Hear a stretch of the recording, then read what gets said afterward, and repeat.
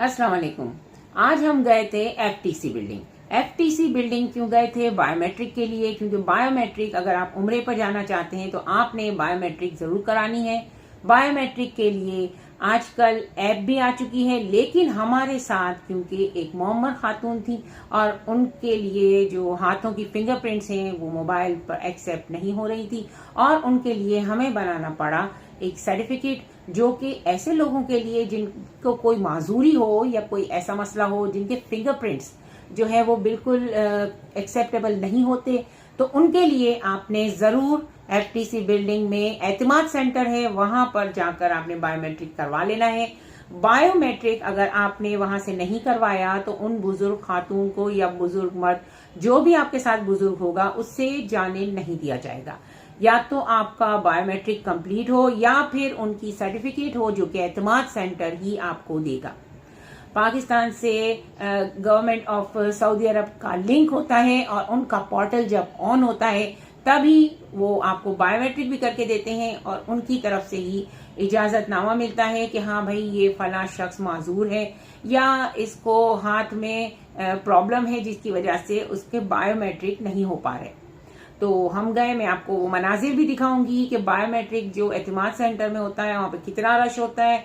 हम सुबह 8 बजे पहुंच गए, लेकिन लाइनें लगी हुई थी। टाइमिंग उसका जो है वो 9 बजे है, लेकिन लाइन पहले से इतनी लगी हुई थी कि हमें बड़ी मुश्किल से जाने दिया गया, क्योंकि हम लेडीज थे और लेडीज को थोड़ा आसानी से जाने दिया जाता है, लेकिन लाइनें बहुत बड़ी बड़ी थी, बाहर शोर भी हो रहा था और सबसे बड़ी बात वहां पर वीडियो बनाना अलाउ नहीं था, इसलिए मैंने ज्यादा तो नहीं बनाई, लेकिन आप लोगों के लिए थोड़ी सी वीडियो बना ली है जो कि मैं आपको दिखाऊंगी। ठीक है, शार फैसल पे, मेन शार फैसल पे एफटीसी बिल्डिंग है। एफटीसी बिल्डिंग के अंदर कॉर्नर पर जाकर एतमाद सेंटर का ऑफिस है और वहीं पर आपकी होती है बायोमेट्रिक। चाहे आप कहीं भी जा रहे हो मुल्क से बाहर, और खास तौर पे उम्रे के लिए जाने वालों के लिए भी यहीं पर बायोमेट्रिक होती है। ये कराची का सेंटर है, इसके अलावा पूरे मुल्क में हर शहर में इसके एतमाद सेंटर मौजूद हैं।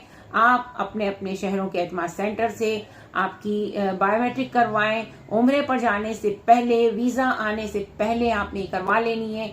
एक शख्स हमको वहां पर ऐसा मिला जिसकी कल फ्लाइट थी, यानी कि एक दिन बाद फ्लाइट थी और उसकी बायोमेट्रिक नहीं हुई थी, तो उसे यहाँ आना। और एक शख्स ऐसा मिला कि जिससे एयरपोर्ट से वापस भेजा गया, क्योंकि इसकी जो बायोमेट्रिक थी यहाँ पर तो उन्होंने जैसे तैसे करवा ली, क्योंकि हल्की फुल्की माजूर था, वो हल्का फुल्का माजूर था, तो उसे पकड़ के उसका हाथ यूं यूं करके लगवा तो दिया यहाँ पर, लेकिन एयरपोर्ट पे नहीं हो सकी। तो कहा कि अगर आपको ये कंडीशन थी तो आपको सर्टिफिकेट बनाना चाहिए था, आपको क्या जरूरत थी, आपने जबरदस्ती अपने अंगूठे लगवा करके ये करवाई। तो आप अगर ऐसी कंडीशन में हैं कि आपको अगर कोई प्रॉब्लम है, आपके साथ कोई बुजुर्ग हैं जिनकी बायोमेट्रिक सही तरह से नहीं आती, तो बिल्कुल भी आपने बगैर सर्टिफिकेट बनवाए नहीं जाना।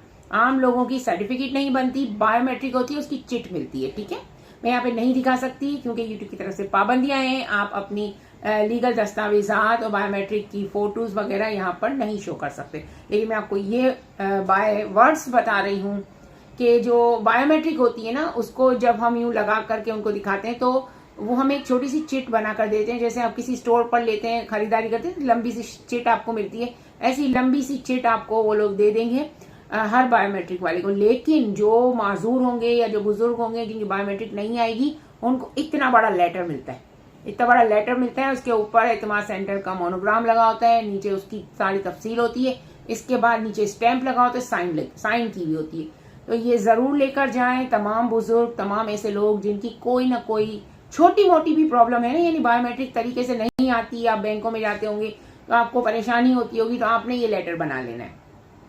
ये लेटर आप बना लेंगे तो आपको किसी भी प्लेटफॉर्म पर, यानी कि आपको कहीं भी एयरपोर्ट पे, सऊदी एयरपोर्ट पे, पाकिस्तान एयरपोर्ट पे या कहीं भी आपको कोई तकलीफ नहीं होने वाली है। इस लेटर की आपने करानी है 2-4 कॉपियां और अपने साथ अपने सफर में ये ओरिजिनल और साथ में इसकी कॉपियां आपने अपने साथ रखनी है। वीडियो बनाने का मकसद आप लोगों को तकलीफ से बचाना है। इंशाअल्लाह ताला मिलते हैं नेक्स्ट और इंटरेस्टिंग वीडियो में। तब तक के लिए अपना बहुत ख्याल रखिएगा, मुझे दुआ में याद रखिएगा। नबीला मुनाफ आपकी दुआ की मुंतज़िर।